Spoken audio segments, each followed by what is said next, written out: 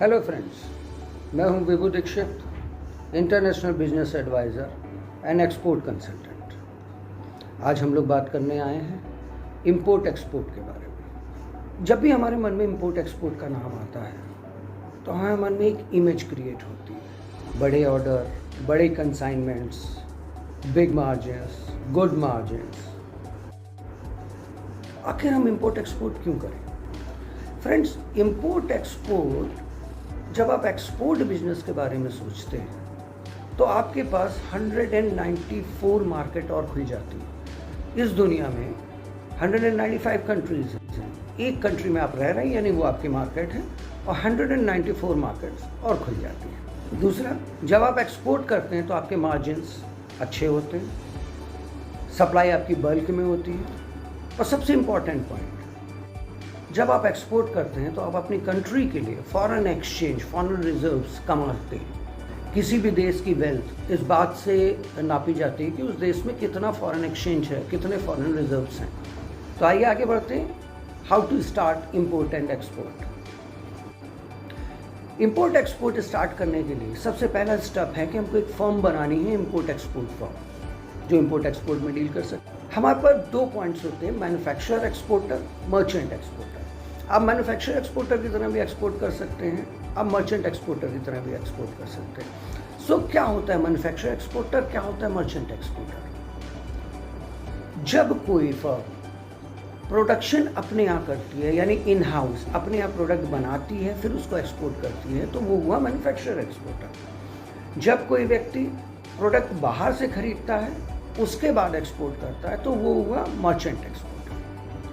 दूसरा पॉइंट है हमारा नेम ऑफ फर्म। जब भी कोई आप बिजनेस स्टार्ट करते हैं, आपके मन में एक नाम होता है कि मैं जब अपना बिजनेस शुरू करूंगा तो मैं बिजनेस का ये नाम रखूंगा, ऐसा नाम रखूंगा। आप अपने बिजनेस का कोई भी नाम रख सकते हैं, XYZ company limited, ABC, INC, कोई भी। हाँ, कहा यह जाता है, माना यह जाता है कि अगर आप इंपोर्ट एक्सपोर्ट या ग्लोबल बिजनेस में हैं और आपके नाम में INC आ रहा है, एक्जिमा आ रहा है, इंटरनेशनल आ रहा है, तो इससे पता चलता है कि आप इंपोर्ट एक्सपोर्ट बिजनेस में हैं। लेकिन कोई लीगल रिक्वायरमेंट नहीं है कि आपके नाम में ये, कंपनी के नाम में ये चीज़ें आनी चाहिए। आप कोई भी नाम रख सकते हैं अपने फर्म का। दूसरा, हमको एक चाहिए legal entity.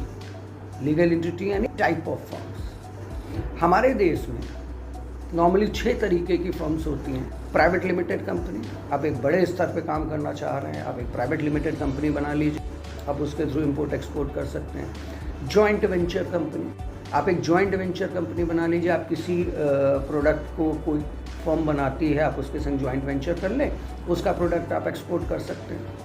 One man company, आप सिंगल मैन कंपनी बना सकते हैं। आप 2-3 लोग मिलकर एक्सपोर्ट करना चाहते हैं, एक पार्टनरशिप फर्म बना लीजिए, पार्टनरशिप फर्म बना के आप एक्सपोर्ट कर सकते हैं। आप प्रॉपराइटरशिप से एक्सपोर्ट कर सकते हैं। आप छोटे स्तर पर सिंगल हैंडेड काम करना चाह रहे हैं तो आप एक प्रॉपराइटरशिप फर्म रजिस्टर्ड करा के उसके थ्रू एक्सपोर्ट कर सकते हैं। नॉन गवर्नमेंट ऑर्गेनाइजेशन, आप NGO के थ्रू भी एक्सपोर्ट कर सकते हैं। तो ऐसा कहीं कोई नहीं है कि आप प्राइवेट लिमिटेड फर्म जो है वो एक्सपोर्ट कर सकती है, जॉइंट वेंचर कंपनी कर सकती है, या प्रॉपराइटरशिप कर सकती है। कोई भी लीगल एंटिटी, कोई भी टाइप ऑफ फर्म्स इंपोर्ट कर सकती है। उसके लिए आगे कुछ रिक्वायरमेंट्स ज़रूरी हैं जो मैं आपको बताऊंगा। तो यहाँ पे हमको डिसाइड करना है कि मर्चेंट एक्सपोर्टर बनेंगे या मैन्युफैक्चरर एक्सपोर्टर बनेंगे, नंबर 1। नंबर 2, हमारी फर्म का नाम क्या होगा। नंबर 3, हमारी लीगल एंटिटी या टाइप ऑफ फर्म क्या। जब ये 3 चीज़ें डिसाइड हो जाती हैं तब हम आगे बढ़ेंगे अपने अगले स्टेप में। अगले स्टेप को हम कहेंगे इस्टेब्लिशमेंट ऑफ ऑर्गेनाइजेशन। जो मेरी फर्म बन रही है, मेरा ऑर्गेनाइजेशन बन रहा है, उसके लिए मेरी क्या रिक्वायरमेंट है। पहली रिक्वायरमेंट दोस्तों, pan number, permanent account number. Permanent account number आप पा सकते हैं इनकम टैक्स की साइट पे जाके, आप ऑनलाइन अप्लाई कर सकते हैं, आपको परमानेंट अकाउंट नंबर मिल जाएगा। फिर आपको एक करंट अकाउंट खोलना है किसी भी नेशनलाइज या प्राइवेट बैंक में जो फॉरेक्स में डील कर रही है। प्लीज़ इस बात को ध्यान से सुनिएगा, जो फॉरेक्स में डील कर रही है, क्योंकि जब आप इंपोर्ट एक्सपोर्ट करते हैं तो आगे के जो आपके फाइनेंशियल ट्रांजैक्शंस होते हैं वो फॉरेन करेंसी में होते हैं। तो आपकी बैंक को फॉरेक्स में डील करना होगा, वो ब्रांच फॉरेक्स में डील करती हो, उसमें आपको एक फर्म के नाम पे करंट अकाउंट खुलवाना है। फिर आपको क्या चाहिए, आपको तीसरे नंबर पे चाहिए GST, goods and service tax. GST apply करना बहुत सिंपल है दोस्तों, हम लोग डिजिटल इंडिया में हैं। आप ऑनलाइन जीएसटी की साइट पर जाकर न्यू रजिस्ट्रेशन का टैब क्लिक करके अपने डिटेल्स एंड डॉक्यूमेंट अपलोड करके आपको आप जीएसटी अप्लाई कर सकते हैं। फिर हमको चाहिए IEC, importer exporter code number, इसी को एक्सपोर्ट इंपोर्ट लाइसेंस भी कहा जाता है।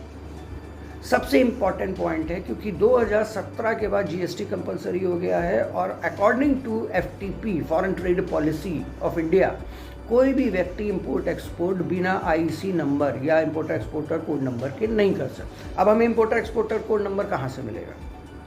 आपको डीजीएफटी की साइट पे जाना है, director general of foreign trade की साइट पे जाएंगे, वहाँ पे जाके आप ऑनलाइन आईसी अप्लाई कर सकते हैं विद अ नॉमिनल फीस। आपको 2 से 3 दिन के अंदर आईसी आ जाता है। अगर आप एक्सपोर्टिंग बिजनेस में जा रहे हैं तो इसके बाद आपकी एक रिक्वायरमेंट आती है आरसीएमसी।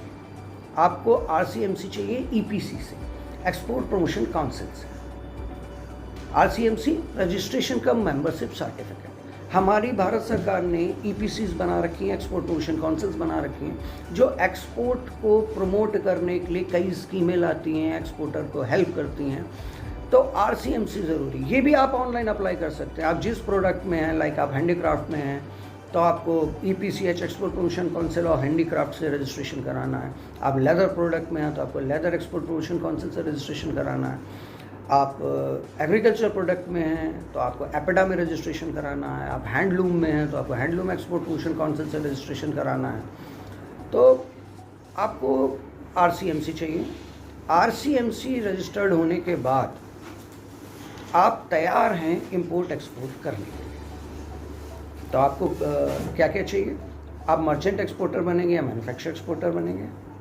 उसके बाद आपकी फर्म का नाम क्या होगा, आपका लीगल एंटिटी क्या होगी यानी टाइप ऑफ फर्म क्या होगी। फिर आपको चाहिए PAN number, current account number,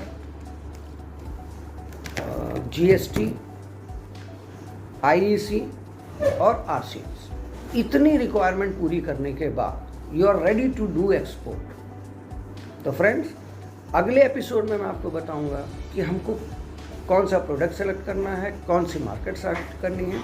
तब तक के लिए आप अपनी फर्म के रजिस्ट्रेशन कराएं और नेक्स्ट एपिसोड का वेट करें। Thank you.